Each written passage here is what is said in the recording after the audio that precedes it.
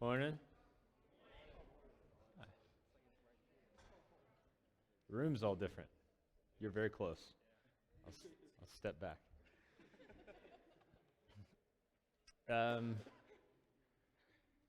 So sorry about Wednesday. I know you were all probably disappointed that you had to leave the class.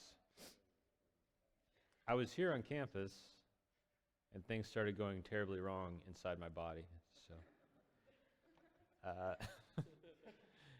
I ended up going to the emergency room and had a kidney stone.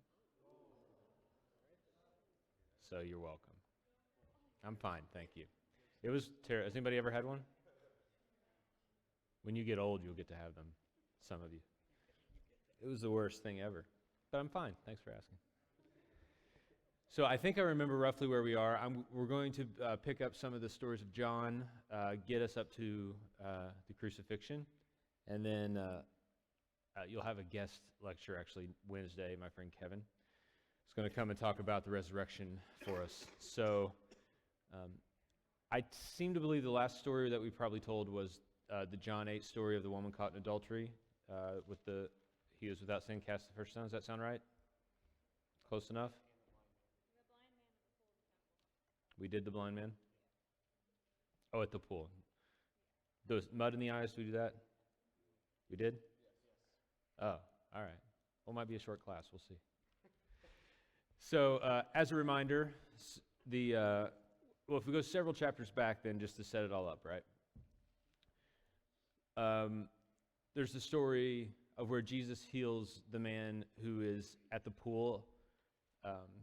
Remember the myth that the angel said when the waters were stirred, the first person that would come in would be healed. Wasn't actually a thing. Jesus comes up to a man on the Sabbath day, on the day of rest, and says, "Do you want to be healed?" And he says, "I do, but there's no one that I can't walk. There's no one that will help me get in the waters to be healed." And Jesus says, "No, you don't need that. I just heal you. Get up and walk. Take up your mat and walk." Well, that was done on a Sabbath day in the temple courts, so the Pharisees were able to see that. And it sounds really strange to us, but these Sabbath rules are in John, more in John than the others. The thing that's going to get Jesus in trouble with the religious folks. It is one of the Ten Commandments, right? Remember the Sabbath and keep it holy. And because it's the one of the Ten Commandments that's the least hard, that's the most hard to sort of quantify. Like in general, when you murder, when you commit adultery for the most part, right? But remembering the Sabbath, resting, what does that mean? So they wrote literally laws and laws and laws and laws and laws about what it meant to rest. And if you didn't rest the way the Pharisees said you're supposed to rest, you broke the law, you broke one of the Ten Commandments, you're in big trouble. So Jesus, it would seem to me, I think it's pretty clear in John anyway, that he's breaking these Sabbath laws on purpose inside of the Pharisees to make a point. That what he is coming to bring us sort of this eternal rest. He's coming to bring us life. And we can't let these sort of religious rules get in the way of what God wants to do at times. So he does that one healing, and then in chapter 9, the last story we did then with the man where he spits on it, or he makes mud, puts it on his eyes, and tells him to go wash. That's also on a Sabbath day. And one of the rules was you couldn't make mud on a Sabbath day. That was really in the rule book.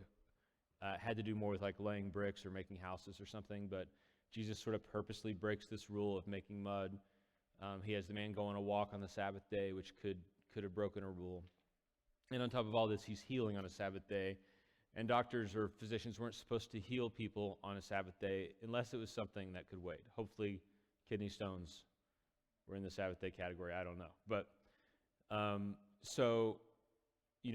if someone's literally needs a tourniquet, like they're dying, they could help them. But if it's something that could wait till tomorrow, it has to wait till tomorrow because the physician has to rest. So Jesus is sort of purposely breaking these rules.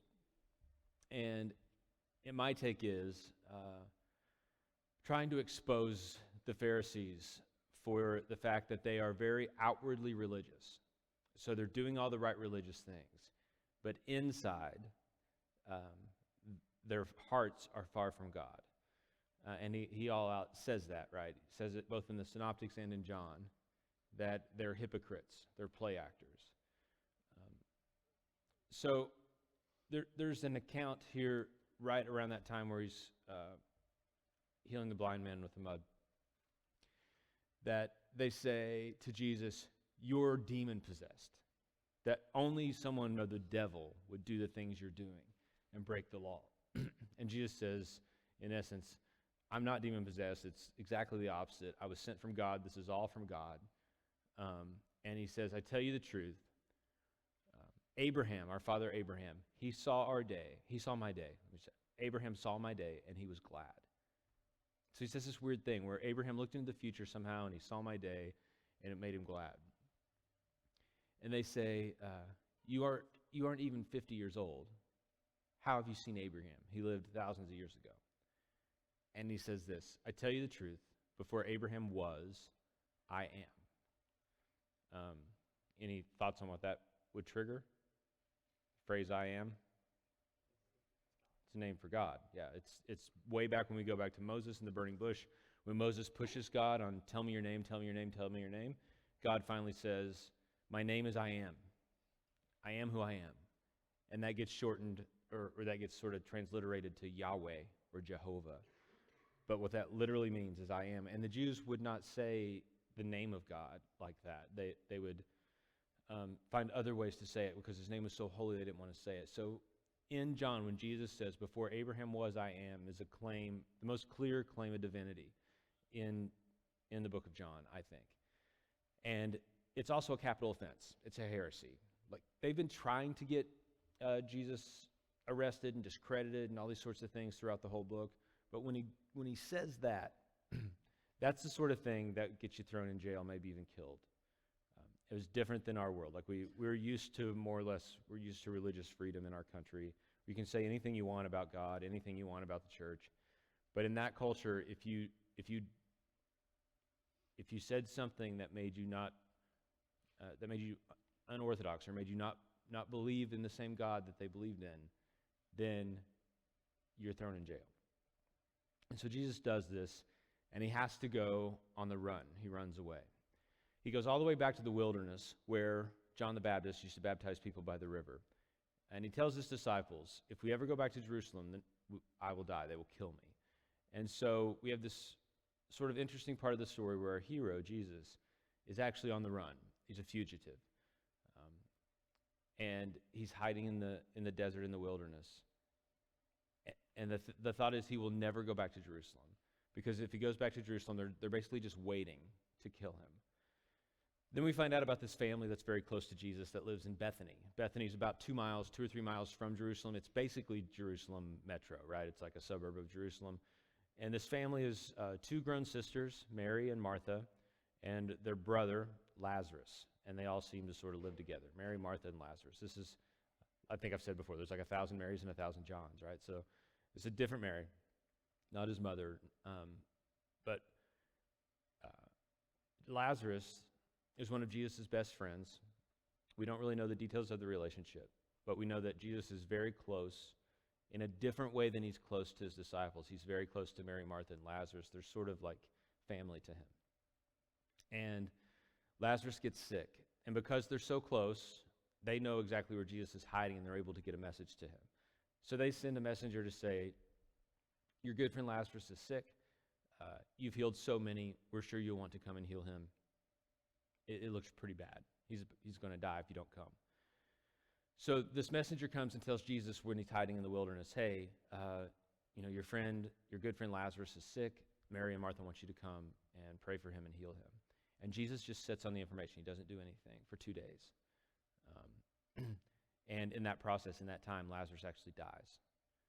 And then he goes and talks to his disciples. And he says, listen, we need to go back to Jerusalem. We need to go to Bethany. And they said, but Jesus, you said if we go back to Jerusalem that they would kill you. He says, that's right, but we need to go anyway. My friend Lazarus has fallen asleep, and I need to go wake him up. We've talked about how nobody gets metaphor, right? All through John. So this is the disciples. They say, well, he'll wake up on his own, in the morning if he's fallen asleep. You don't have to go all the way there to wake him up. He says, no, he's dead. He's fallen asleep, and I'm going to go wake him up. Basically kind of a deal like we're leaving right now. Who's in? And Thomas says, let's go with him so that we can die with him. That's Thomas's first line in the whole book. It's a good line. It's like a Steven Seagal line. Let's go die with him. And so the disciples go on this trek. They're going back to Jerusalem. They know when they get there that Jesus' enemies will be there to somehow apprehend him. But they go in faith, hoping that something miraculous will happen, that Jesus will somehow come to power. They get just a ways out of Bethany, and Martha, one of the sisters, sees Jesus coming, and she runs to him on the road before he gets there, and she falls on her knees and grabs his robe and says, she's kind of angry. She says, Jesus, if you had been here, he wouldn't have died. You healed so many people you didn't know, and your best friend was sick, and you waited, and you didn't come. I can't believe that you didn't come. If you had just been here. She's grieving. She's angry. Jesus is a little upset too, emotionally, and he says, Martha, stop. Martha, stop. Do you believe in the resurrection? That's what he asks her. And she says, I believe in the last days we will be raised. So what's interesting here is Jesus sort of asks her a different question than she answers, because she doesn't understand what he's saying. He's saying, do you believe that resurrection can happen right now? And she says, I believe that we will all be raised from the dead in the last days, which was the common understanding of many people in Jesus' time. And he says, no, Martha, I am the resurrection. I am the life. Anyone who dies, who believes in me, will live. Do you believe this? And she doesn't quite answer the question. She says, I believe that you're the Christ, the Son of God, which is close enough. And he says, okay, take me to the tomb. And so Martha starts to lead him to the tomb, and then Mary runs up, the other sister, and it's the exact same thing like they rehearsed it. Oh, Jesus, can't believe you took so long. If you had been here, our brother wouldn't have died. You've healed so many. Why wouldn't you heal him? And he says, Mary, shh, we're going to the tomb. We're going to the tomb. And so Mary and Martha lead Jesus to the tomb. And, this is actually one of the things, sometimes classically, even with the Jesus tomb, we just went through Easter, so you'll see the sort of cave with a stone rolled over it. I'm guessing the stones weren't quite as circular as the paintings are and things. But oftentimes those paintings aren't accurate, but in this case it sort of is. They would often lay people in a cave, and they would roll some sort of stone over the mouth of the cave, like a door, primarily, a couple of reasons. You don't want anything, you don't want animals and things going in there with the dead bodies. You don't want, it's going to stink as the bodies decompose. So you cover it up until you maybe open it up again to put another dead body in if it's a group sort of tomb. And so they come to the tomb, and there's this cave sort of area with a stone over top of it. And as they get there, there's all these mourners. There's people weeping. I told you when we first started studying John that weddings would last 7 days. Remember that with the water to wine deal? Funerals, the same sort of deal. They would last a whole week. People would just weep and weep and weep. And there were actually professional mourners in this culture. So it was common for a family to pay these people to come and weep sort of 24/7 at the tombs. And so this is the situation Jesus is walking into. Imagine all these people dressed in black, weeping, friends of Lazarus who would also be friends of Jesus, professional mourners, and also several of the Pharisees who come in from Jerusalem, who knew Lazarus or perhaps knew Jesus was coming or whatever. So they get there, and everyone, it's been 4 days since Lazarus has died. And Jesus looks at the tomb, and he says to the men near it, he says, move the stone away. And Martha says, no, Jesus, please don't. It's going to stink. We don't want to open the tomb now. And he says, Martha, I told you would see resurrection. He says, move the stone. So they move it. And at this point, it says that Jesus begins to weep, that he is also mourning, he's crying. And he says, he prays first, he prays out loud, basically says, Father, I pray out loud so that everyone here will know that you and I are one. And then he says, Lazarus, wake up. And then everyone kind of gasps. He would have been wrapped in almost like a mummy, not quite that tight, but lots of strips of linen. And he comes sort of, waddling out of the tomb like this. And everyone is just amazed. You can imagine minutes of silence. How do you process this? And let me just hit pause here, because we hear some of the Jesus miracle stories, and of course they're amazing, and they were to the people there too. But there was a general belief, more in that culture than ours, that God could do that sort of thing. I guess it is, depending on certain churches, maybe still there, but there were other faith healers that would go around praying for the blind, praying for people to get sick. It wasn't that weird. It's it's beyond their scope of understanding to think someone could come back to life, like right now. This is by far the sort of crown jewel of Jesus' miracles, especially in John, right? It all leads up to this. And now this guy's been dead for 4 days, and Jesus calls him back to life. And all these people that were gathered there were witnesses. So they immediately they're stunned, and then they erupt, and they can't believe what's happening. And they all come to Jesus. And all those people that he ran off, remember the eat me speech? Remember that? When everybody said, this is a hard teaching, and left. Now they're all coming back because, that was hard teaching, but this is insane that he can do this. And Jesus now suddenly, like in one day, has all of his popularity back. Everyone, it would seem, loves him again except the Pharisees. The Pharisees get together.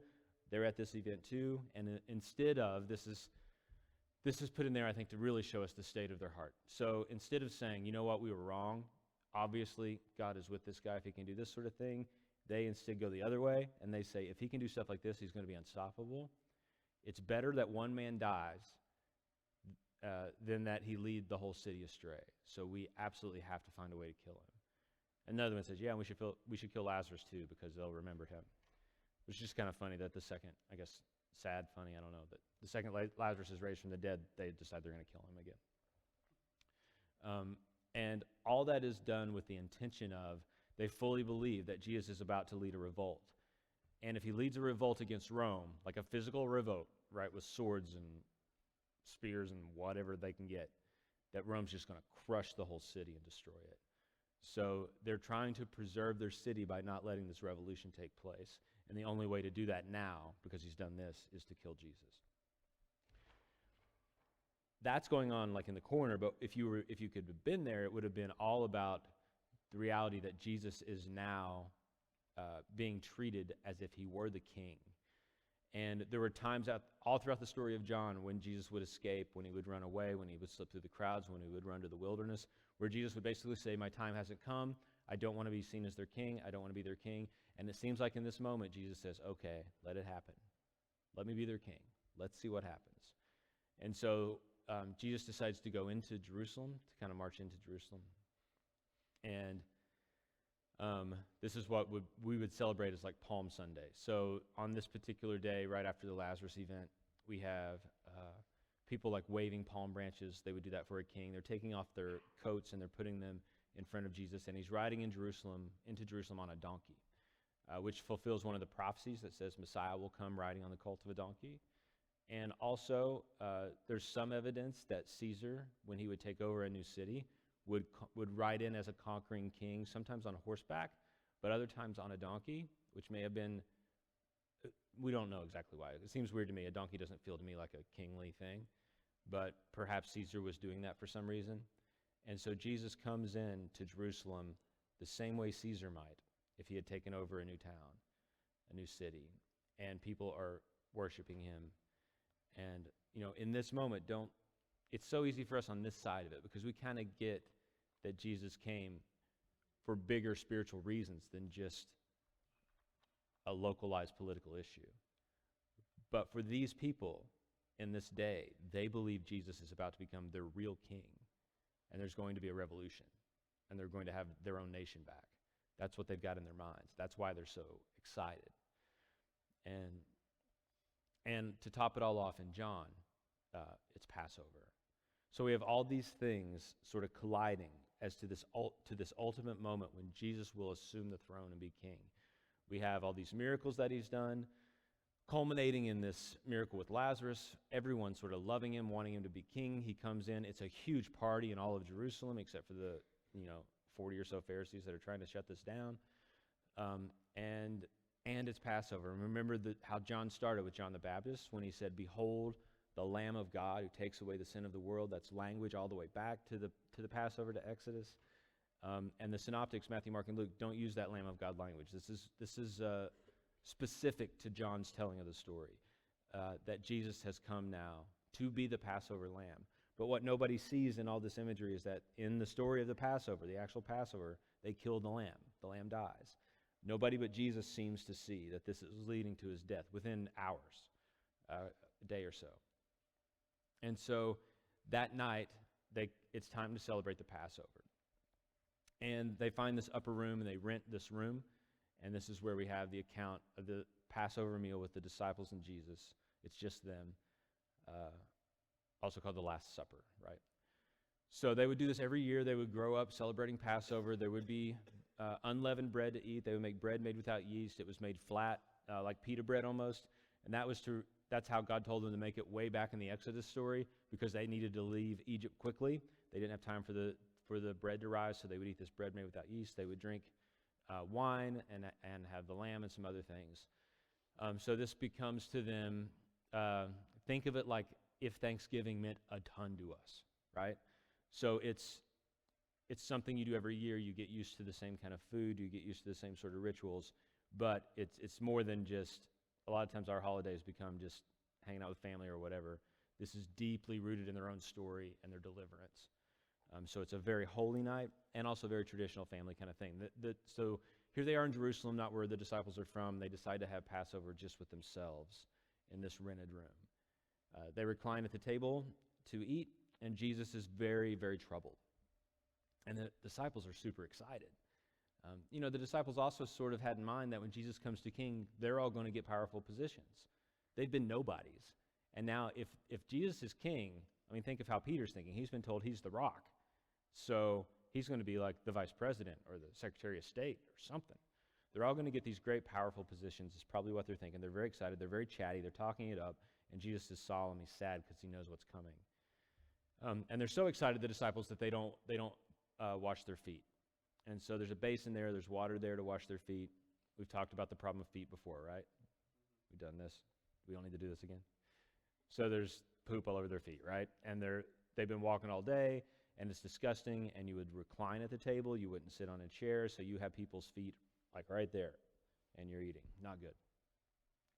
So washing feet was super important, and they would know that, but they were just so excited that they forgot. So Jesus sees this, and he goes and he gets the basin and a towel, and he goes to each of the disciples, and he starts to wash their feet. He comes to Peter, and he says, Peter, give me your foot. And Peter says, no, Lord, no, you'll never wash my feet. I should wash your feet. He says, basically, well, you missed the opportunity. Like, give me your foot.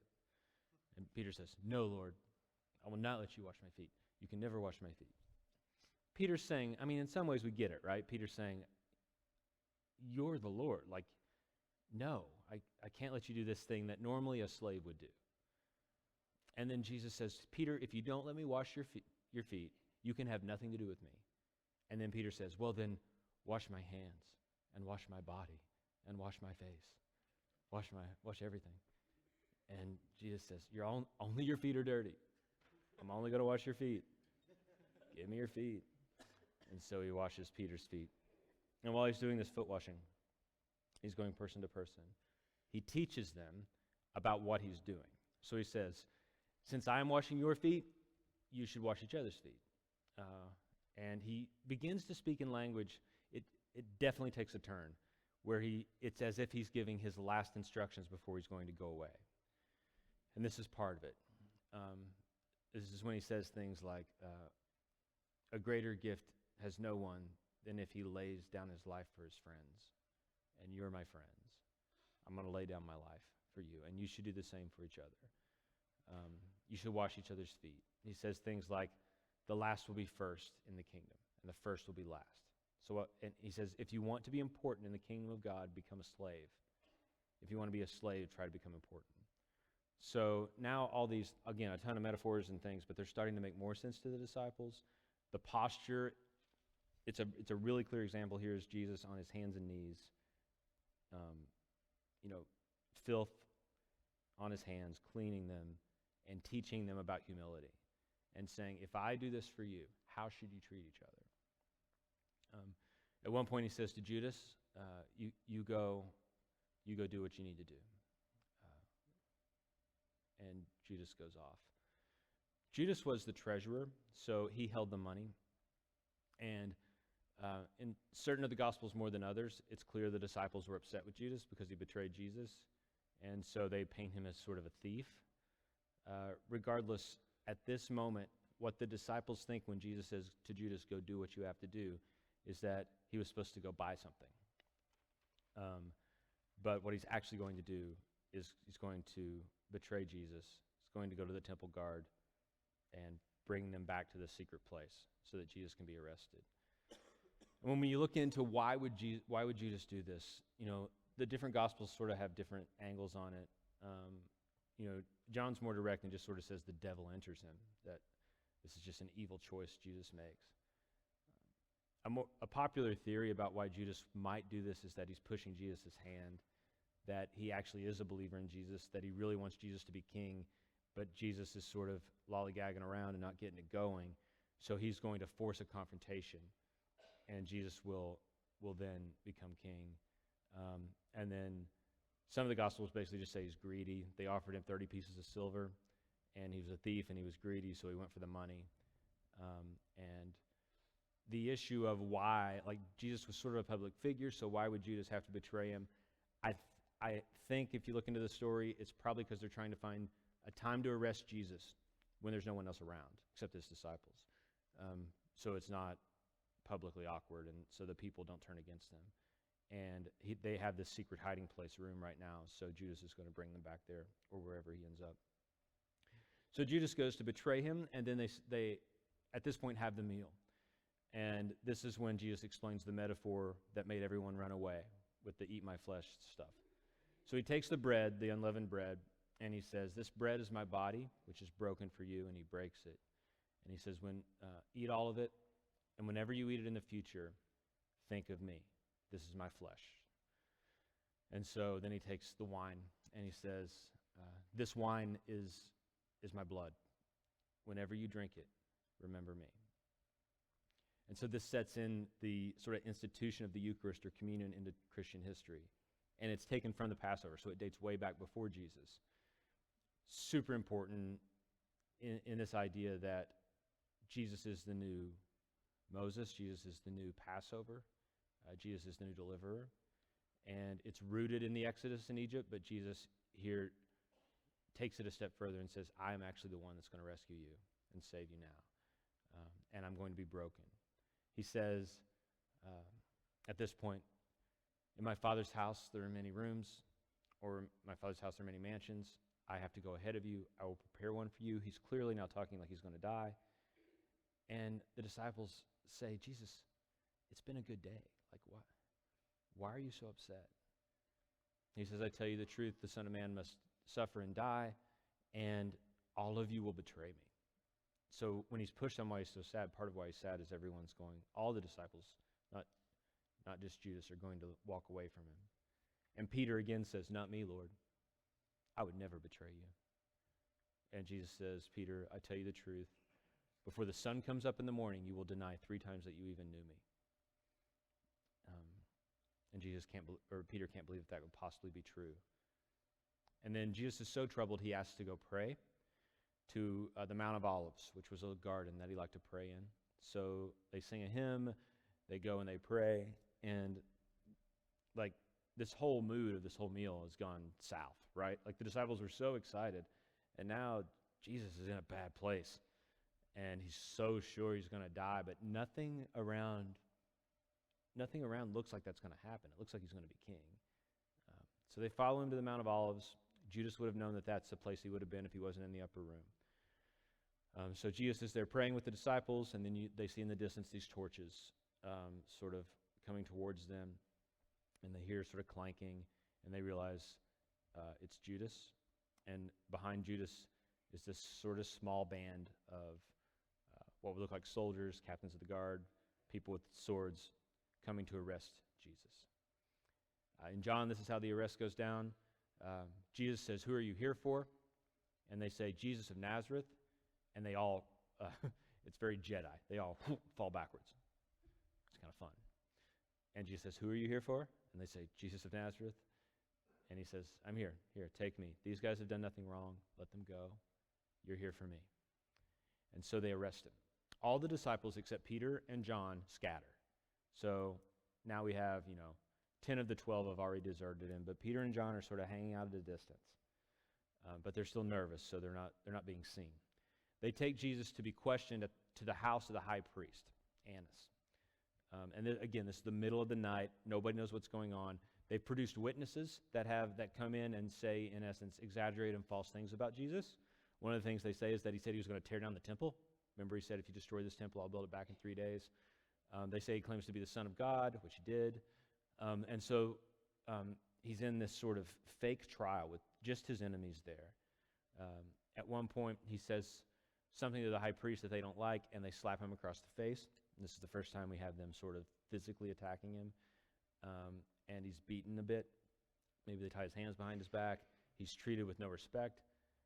And they ultimately decide in this moment that Jesus is an enemy of the state, not just of Israel, but of Rome, and that he must be executed.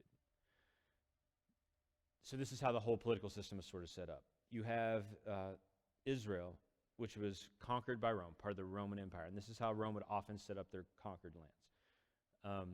They would let sort of a proxy or a neutered, I don't know how to say it, kind of a government that wasn't really a full government exist. And in the case of Israel, the Romans didn't understand at all their religious customs, so they let them have courts and they let them do their own thing when it came to their religious rules, and they could administer their own punishment, whatever that was, except for death. They weren't allowed to kill people. Only Rome could kill people. And so we have Jesus sort of being in this fake trial, this fraud of a trial, where he's convicted as a blasphemer under Jewish law. But they say, you know what, this is even bigger than Jewish law. He also claims to be two things that make us think of Caesar in Rome. He claims to be king of the Jews, and only Caesar is king. King is the same word. He claims to be the Caesar of the Jews. And it was a capital offense in Rome if you walked around saying you were Caesar, for sure. You would just be killed. And the other thing he claims to be is the unique Son of God, which is also what Caesar claims to be. If you look at a Roman coin of this time, it would have a picture of Caesar on it, and it would say Julius Caesar. At the bottom, like where we have in God You Trust or whatever, it would say the King of the world. And then if you flip it over, it would say the Son of God. So Jesus is walking around using exact language, or at least people are saying it about him often, that he's the Son of God, that he's the King of the world, King of the Jews. And so technically in Rome, this would get you killed. Now, just like any other culture, they had crazy people running around saying stuff all the time. They weren't killing everybody. But in Jesus' case, they're going to say, look, he's actually leading a revolution and a revolt. He's a threat to Caesar. They hate Caesar. They couldn't hate him more. They want to be released from under Caesar's thumb. But this is an opportunity to pretend like they love Caesar to get Jesus killed. And it's Passover. So they are not allowed to enter. Part of the Passover rules, purification rules, is you can't enter a non-Jewish person's house. So they take Jesus in the middle of the night to meet with Pilate, who's the governor, and a Gentile, but they can't go into his palace. So they are going to go outside Pilate's house and sort of start yelling for him to wake him up. While all that was going on, Peter was standing by a fire warming himself at night in the courtyard of the high priest. So Jesus is here in the Peter's here in the courtyard, and Jesus is over there getting that fake trial and getting beat up and his hands tied and all that stuff, but he can't see it. It's inside a house. Someone walks up to Peter and says, "Hey, I know you. You're one of Jesus' disciples. What's going on?" He says, I don't know that man. I never heard of him. Then a little while later, someone else comes up and says, "Hey, your accent gives you away. You talk just like those guys. You're one of Jesus' disciples. What's going on with him?" He says, "I don't know who you're talking about." Third time someone comes up and says, "You're the one they call the Rock. You're Peter. I know who you are. What's going on with Jesus?" And he, in essence, it says he calls down curses on Jesus. So you can imagine that as sort of a profanity-laden, he just kind of goes off and how he hates Jesus and thinks he's an idiot, and I hope they kill him tonight. He's bad for us. He's just a hillbilly magician, whatever. And this is the moment then when Peter finishes that rant, that the sun starts to come up, and Jesus is led out of the house, and they make eye contact, and Peter's embarrassed and troubled and runs away. So that prediction that Jesus made comes true. And the book of John actually will end, which we'll look at a week from today, at how all that is resolved with Jesus and Peter. So From there, though, they lead Jesus, at daybreak. Pilate's probably not awake yet. They lead him to outside of Pilate's palace. So he's the official king of the Jews. He's the governor. And they say, they're yelling, Pilate, we have a candidate for crucifixion. Pilate, waking him up. I always imagine Pilate wearing a silk bathrobe. I don't know why. But like paisleys and bald, maybe a cigar, probably not in the morning. But he's just, he couldn't care less about these people. He's been put in there by Rome. He loves the lifestyle, but he hates dealing with all their weird customs. And this is Passover. And what we know is that if there was going to try to be a rebellion in Israel, it would be a Passover. Because they have all these people coming to Jerusalem from all these different places. Historically, we know that there were other rebellions that had to be squashed at the time of Passover. So Pilate is used to this time of year having to call in Roman soldiers and put down these rebellions. There's this guy, Barabbas, that will come up in the story that many people feel like maybe led one of those rebellions, had a bunch of people killed that were following him, then he ended up in prison. And so Barabbas may think he's kind of home free because the weekend's almost over, or the festival's almost over. But they yell, they wake him up. You can imagine him kind of coming out to his terrace, and they're not in his house, and they've got Jesus bound, and they're saying, we have a candidate for crucifixion. He says, you have your own courts, handled on your own. They're like, no, he needs to be executed. We're not allowed to execute. This is a Roman thing. This isn't a Jewish thing. And, Pilate says, well, what has he done? He claims to be the Son of God. Okay, he claims to be a king. Okay. And then they start pushing Pilate. Are you no friend of Caesar's? Caesar's Pilate's boss, right? And so they're saying things that technically Pilate should take seriously, but just by looking at the situation, he's thinking, this is stupid. Like, this is not a big thing. You should just handle it on your own. And finally he says, all right, come in. And they say, we can't come in because it's Passover and you're a Gentile. We're not allowed to come into your house. And so he says, fine, just send this guy in. Just send him in. And so they send Jesus into Pilate's house. And there's this sort of confrontation that's going to happen. Confrontation's a weird word. But you see these two different ideas of power between Pilate and Jesus. Pilate has no respect for Jesus. He's nobody to him, doesn't know who he is. And Jesus has less respect probably for Pilate than most people. So Pilate says to him, in essence, he says, tell me the truth. Do you really think you're the king of the Jews? Is that what you think? And in essence, Pilate's saying something like this. Man, just say the right thing. Just say the right words. Right now, it's a technicality. Tell me you're not a king. Tell me you're not the Son of God, and then I'll let you go. And I can go back to bed, and you can go home, and we can be done with this. And so Pilate says, are you the king of the Jews? Just say the right thing. He says, who told you this? Did someone else tell you this, or did you come to this conclusion on your own? That's what Jesus says. And Pilate says, what? He's like, I'm not a Jew. I don't care. I don't care what you think you are. I need you to say the right words. Tracking? Are you the king of the Jews? And remember how Pilate would hear this. Like that hillbilly thing, right? And so already Pilate's making this guy is insane, is what he's thinking. He says, are you the king?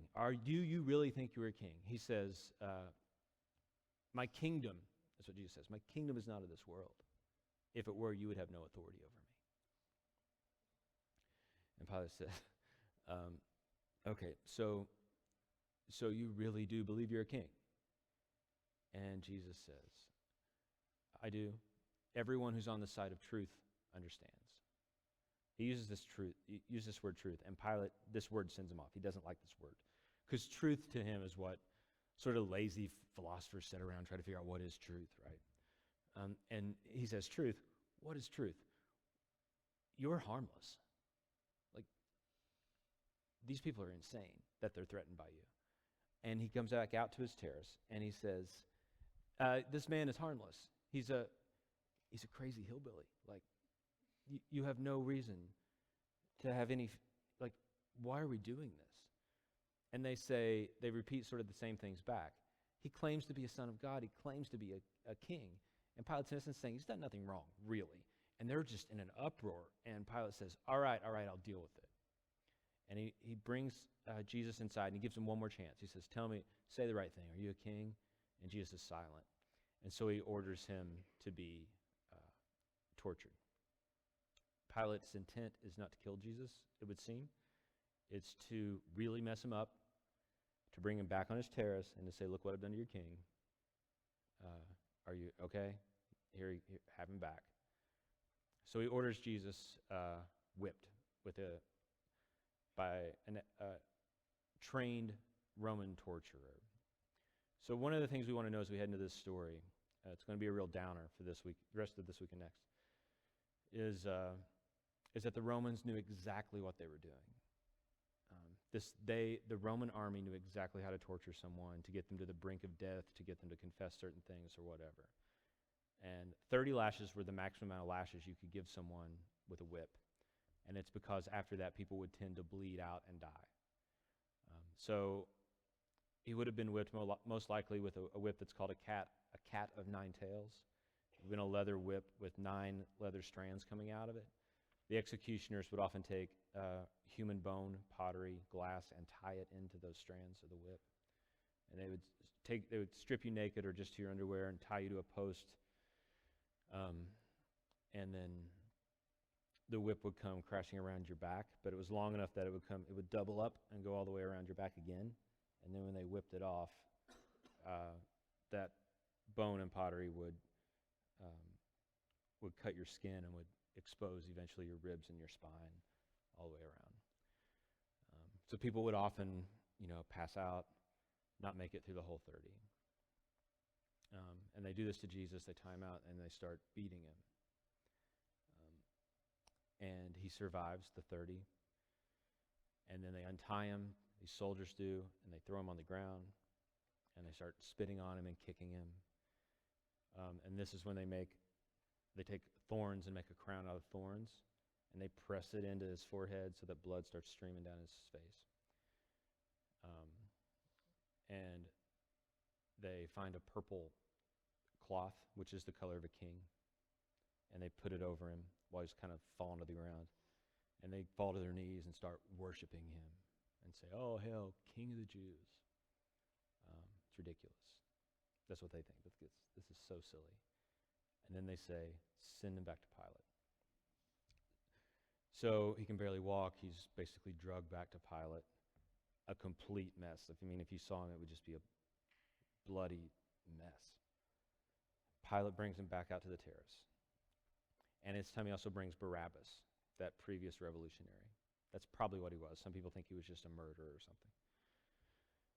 And Pilate says, "It's my custom every year at Passover to release one prisoner back to you. These are your choices this year.